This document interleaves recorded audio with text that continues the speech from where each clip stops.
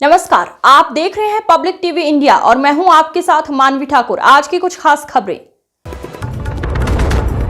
नमस्कार, आप देख रहे हैं पब्लिक टीवी इंडिया। मैं हूं आपके साथ विनोद कुमार। बिहार में विधानसभा चुनाव की तैयारी जोरों पर है। हर कैंडिडेट जनता के बीच जाकर घर घर जाकर अपने पक्ष में मतदान करने की अपील कर रहे हैं। एक और छठ पूजा, दूसरी ओर मतदान की तैयारी।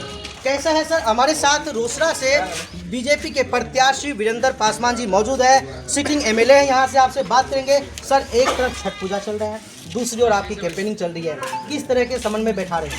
भारत में भी महाभारत होता है और पर्व में भी महापर्व हो रहा है।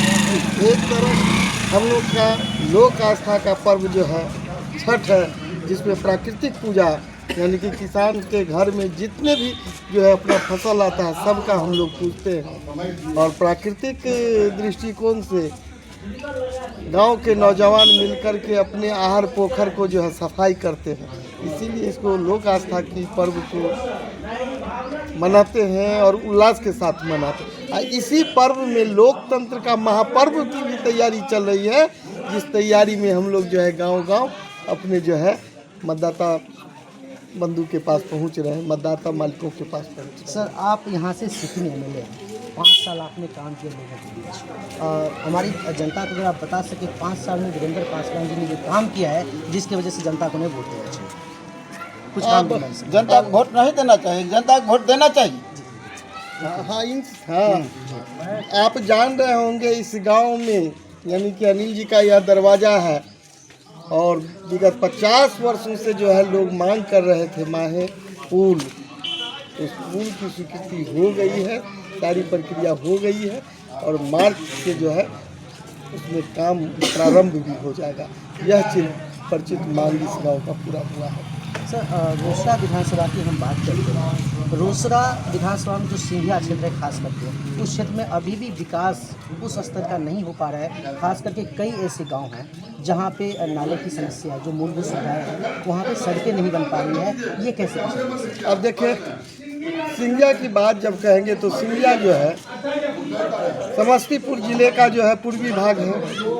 सहरसा का बॉर्डर टकराता है, दरभंगा का टकराता है, खगड़िया का टकराता है। यानी कि सिंधिया में कलाली चौक या सुभाष चौक पर खड़ा रहेंगे, बथान चौक पर खड़ा रहेंगे तो जितनी दूरी सहरसा की है उतनी दूरी जो है उससे ज़्यादा दूरी समस्तीपुर की है। लेकिन यह भूभाग किसका है? समस्तीपुर का है। दरभंगा जाना सरल होता था। जिस जमुआ पुल में वर्षों से लोग संघर्ष कर रहे थे वह दरभंगा आसानी से जा सकते थे, लेकिन 6 किलोमीटर दूर सिंधिया नहीं आ सकते थे। वह परिचित मांग भी पूरा किया गया और सिंधिया का जो हक है उसे निश्चित रूप से जो है मिलेगा और पूरी मजबूती के साथ। एक बात उठती, प्रतिद्वंदी है यहाँ से वीके रवि जी है, कांग्रेस की तरह से है। किस तरह की आप देख रहे हैं? एक तरफ गठबंधन, एक तरफ बीजेपी, कितना टक्कर आप देख रहे हैं? बात हम अपनी करते हैं, हम लोग पहलवान आदमी हैं। तो इस बार फिर से वीरेंद्र जी कितने मतों से जीतने जा रहे हैं? लोगों के चेहरों की 50,000 से ऊपर मतों चेहरों की मुस्कान देख करके और हमारी ललाट की लालिमा देख करके आप तय कीजिए कितना मतदाता मेरे साथ। सर, अभी जीत के आएंगे फिर से तो सबसे पहला काम क्या करेंगे? अब इन प्रश्नों का कोई जनहित में समय आने पर बताएगा।